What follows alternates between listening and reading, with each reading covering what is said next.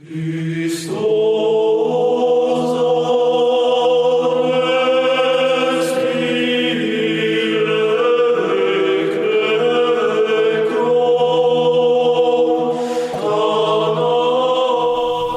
I'm Peter Adamson, and you're listening to the History of Philosophy podcast, brought to you with the support of the Philosophy Department at King's College London and the LMU in Munich.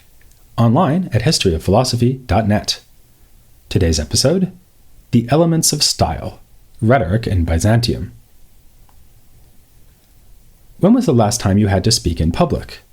Plenty of people find it a stressful experience, hence the popular advice that you should soothe your nerves by imagining that the audience are clad in nothing but underwear. I've never really understood that myself. I don't know how I'd react if I walked into a lecture hall and found 100 people waiting for me in their underwear, but I doubt it would be to relax and think, okay, I got this. More helpful to my mind would be a set of rules you could follow, a list of foolproof techniques for winning over any audience, no matter how large. And apparently the Byzantines agreed. They set great store by manuals of rhetorical instruction that had been written in antiquity by now largely forgotten authors such as Hermogenes and Dionysius of Halicarnassus. These works were part of the Byzantine educational curriculum, so their terminology and conceptual tools were familiar to a wide swath of the Byzantine elite. Remember all those speeches of praise in honor of various emperors we talked about last time? Their authors could have told you, evoking the classificatory schemes found in Hermogenes, what type of speeches they were giving, what style they were adopting in any given passage, and which rules lay behind the eloquence of every single sentence. This presupposed a lot of training, and from an early age. Students began with grammar, where one first of all learned basic literacy, and then moved on to the study of classical texts.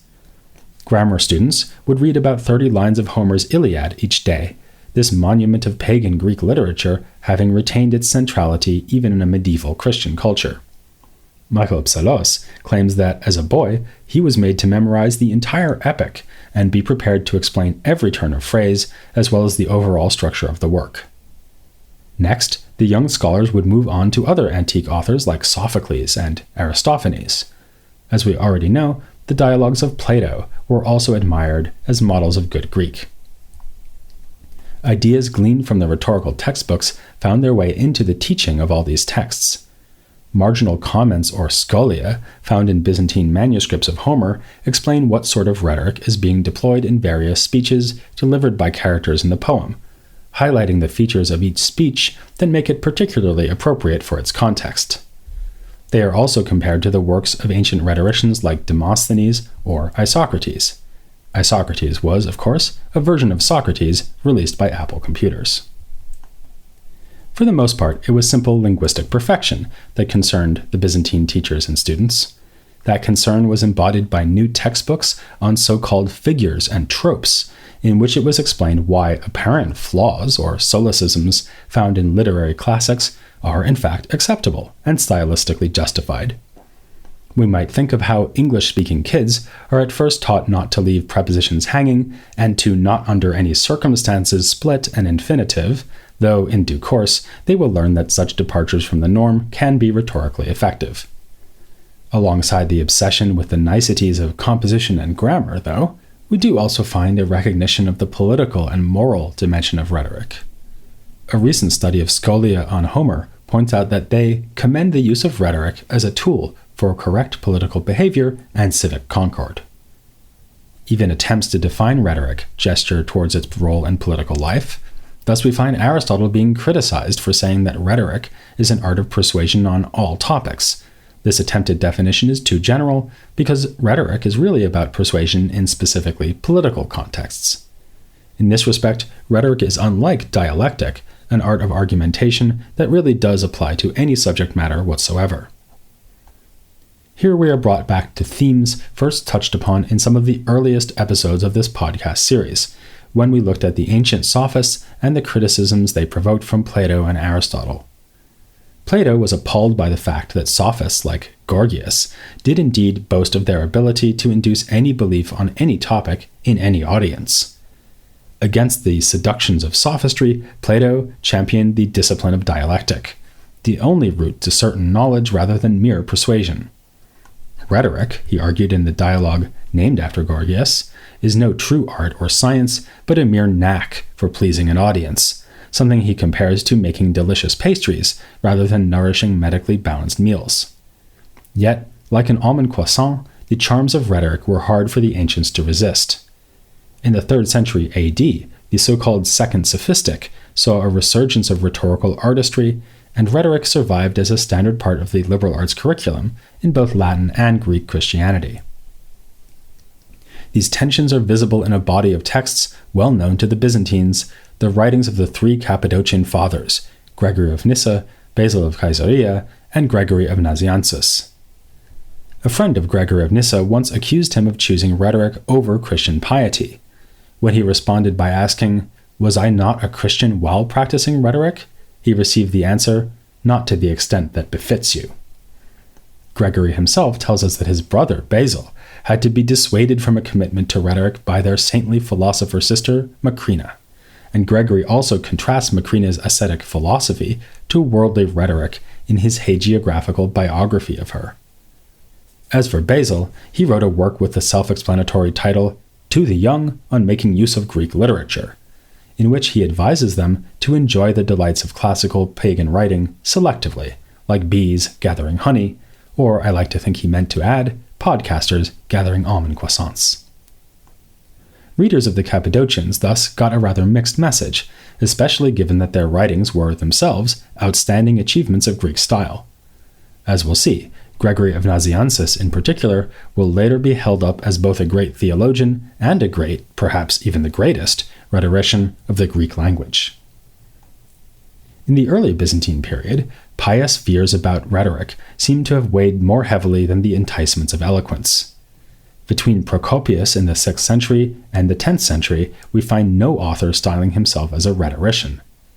Better to engage in philosophy, according to the definition of that term found in John of Damascus, the love of wisdom, meaning ultimately the love of God. But things change in the 11th century, when Psellos and other authors like John Doxopatres initiated something we might fairly call a third sophistic. By the first half of the 12th century, it is possible to find Michael Italikos, not to be confused with John Italos, blaming Plato for his unjustified criticisms of rhetoric and saying that he finds philosophy quite lacking in comparison to rhetoric. Around the same time, John Psellos writes a commentary on the rhetoric of Hermogenes, and in it explains the importance of mastering rhetorical improvisation. We never know when we may be called upon to give an oration, he says, so we must hone our technique and have pre-prepared bits of speech memorized, lest we bring shame on the reputation we bear from being called rhetors and philosophers. Indeed, Psellos adds, without his proficiency in rhetoric, he would be unworthy to bear the name and fame of philosophy. For the notion that philosophy and rhetoric are ideal partners rather than rivals, and for the use of rhetoric as a path to fame and reputation, we must return to Michael Psellos. He occasionally shows signs that rhetoric is a less exalted pursuit than philosophy, just as he recognizes that the concerns of the soul trump those of the body. But, much as he says that he is content to live only half for the body, Psellos cannot help but devote himself to both eloquence and wisdom. He proclaims that he mixes in his soul, as if in a mixing bowl, both philosophy and rhetoric, and writes to a student in praise of this combined ambition in the following terms. Just as philosophical concepts are inaccessible to rhetors, so too rhetorical twists and subtleties are, as it were, unapproachable to philosophers. I wanted you to come to know both abilities well, so that philosophical meaning would be dressed in rhetorical diction, and your form of discourse would be beautiful in its entirety, with respect to both visible and intelligible beauty. But there were practical as well as aesthetic benefits to be had from mastering rhetoric. In the competitive world of 11th century Constantinople, brilliant speech-making could be a crucial tool for advancements and a way of defeating rivals. As Stratis Papaioannou has put it in his book on Psellos' use of rhetoric, his mastery of discourse was the main asset that he brought to the struggle for preferment. Psellos gives us a vivid sense of just how powerful and politically profitable the effects could be in his Chronographia. In the midst of what Papaioannou calls a disturbingly self-confident praise of his own rhetorical nature, Psellos speaks of the enthusiasm his rhetoric provoked in Constantine Monomachos. Upon hearing these speeches, the emperor was like a man possessed and nearly moved to shower kisses upon Psellos. For an ironic confirmation of the way Psellos presents himself here, we can look to a 12th century satirical work called the Timarion. It pokes fun at both Psellos and his student John Italos, both of whom are imagined attempting to take seats alongside the great figures of Hellenic philosophy. The treatment of the unfortunate Italos is particularly harsh, though amusing. The philosophers roughly reject his advances, Diogenes the Cynic even bites him, and Italos stumbles away crying out, "O syllogism, O sophism, where are you now that I need you?" Psellos, by contrast, is treated politely by the ancient philosophers, but not actually offered a seat. He winds up sitting among so-called rhetorician sophists, a collection of figures from the late antique Second Sophistic. But it is not these ancient sophists who draw most admiration from Psellos himself. Among pagan authors, he follows the Neoplatonists in extolling the style of Plato in particular, but his all-time favorite is the aforementioned Cappadocian church father, Gregory Nazianzus. As Psellos puts it, Gregory is for Christian readers what the orator Demosthenes is for the opposing side, that is, the pagans. Gregory combines the best features of Demosthenes and other Hellenic authors like Plato, managing to bring together what seem to be contrary qualities, like brevity and expansiveness, solemnity and beauty, or the political and the philosophical, so that his language represents the ultimate summit of excellence in seriousness as well as charming graces.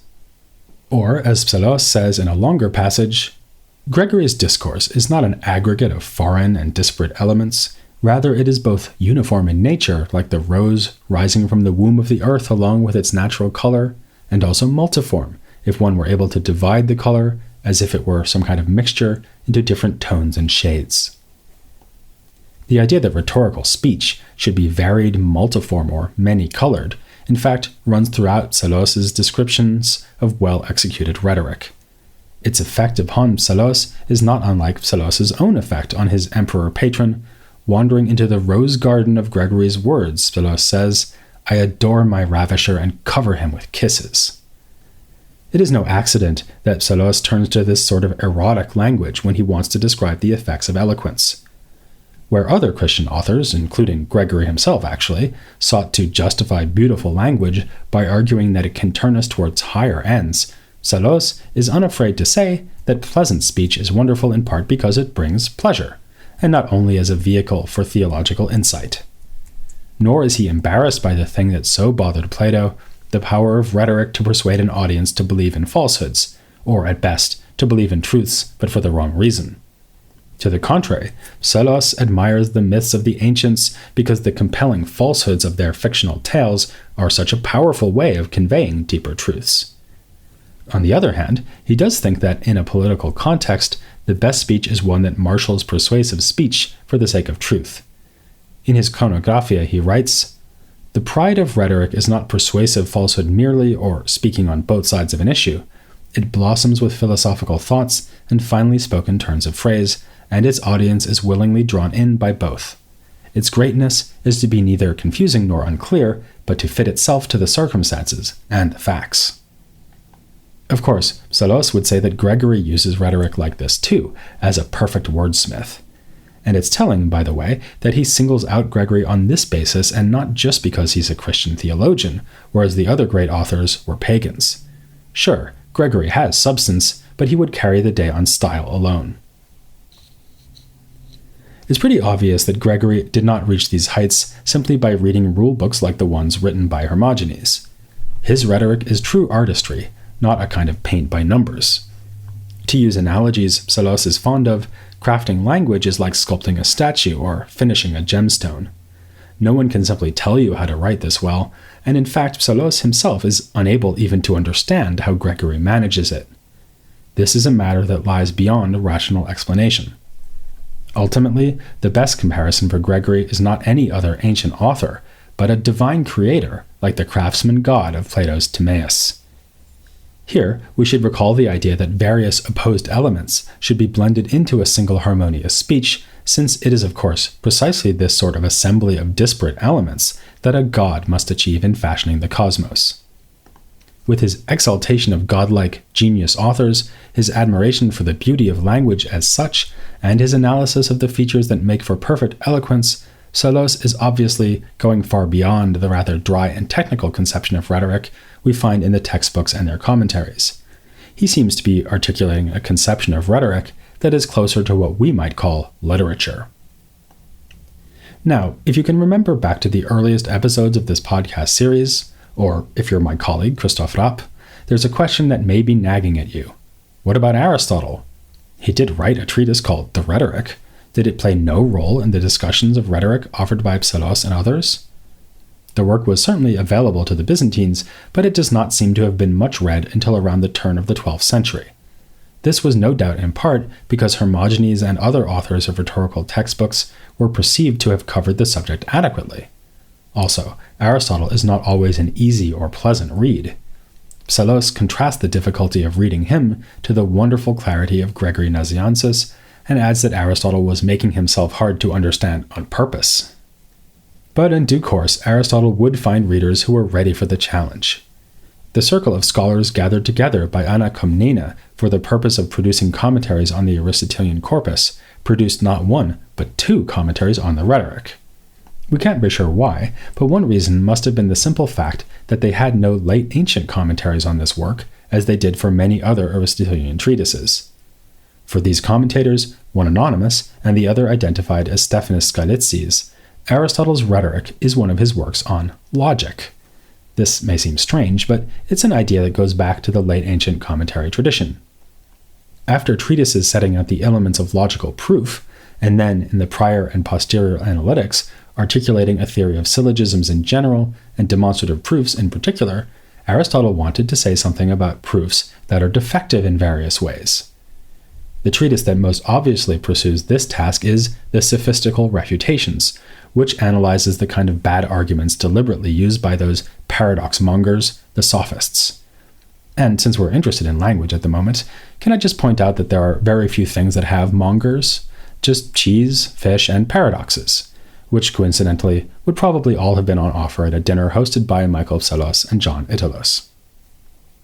Alongside sophistical arguments, Aristotle supposedly saw rhetorical speeches, dialectical arguments, and even tragedies as inferior ways to prove a point, hence his treatises Rhetoric, Topics, and Poetics.